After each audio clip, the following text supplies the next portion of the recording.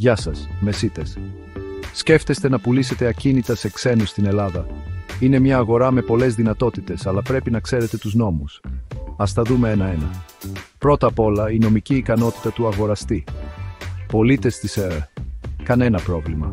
Αλλά για τους μη Ευρωπαίους μπορεί να χρειαστούν επιπλέον έγγραφα. Έπειτα, η νομική κατάσταση του ακινήτου. Οι πολιτές πρέπει να παρέχουν τίτλους ιδιοκτησίας, ένα πιστοποιητικό από το υποθηκοφυλακείο, μια βεβαίωση μηχανικού ότι δεν υπάρχουν αυθαίρετες κατασκευές, ένα πιστοποιητικό ενεργειακής απόδοσης και μια βεβαίωση ότι δεν υπάρχουν οφειλές έμφυα. Θα έχετε όλα αυτά? Τέλεια. Οι αγοραστές θα χρειαστούν επίσης ΑΦΗΜ. Αυτό μπορεί να αποκτηθεί μέσω ενός εκπροσώπου σε οποιαδήποτε τοπική εφορία. Τώρα για τον τραπεζικό λογαριασμό.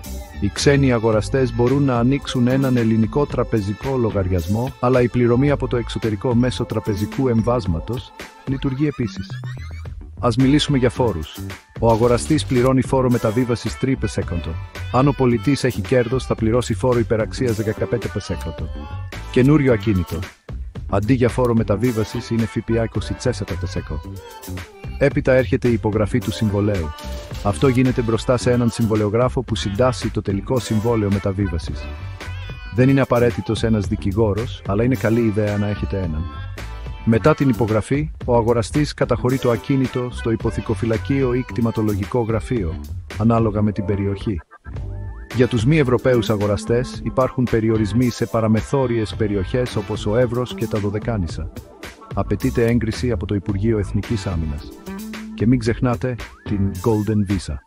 Οι ξένοι μπορούν να πάρουν άδεια παραμονής αγοράζοντας ακίνητα αξίας τουλάχιστον 250.000 ευρώ ή 500.000 ευρώ σε Αθήνα, Θεσσαλονίκη, Μύκονο ή Σαντορίνη. Τέλος, βεβαιωθείτε ότι η πληρωμή γίνεται μέσω τραπεζικού εμβάσματος για την αποφυγή ξεπλήματος χρήματος. Αυτά. Η πώληση ακινήτων σε ξένους στην Ελλάδα έγινε απλή. Καλές πωλήσεις.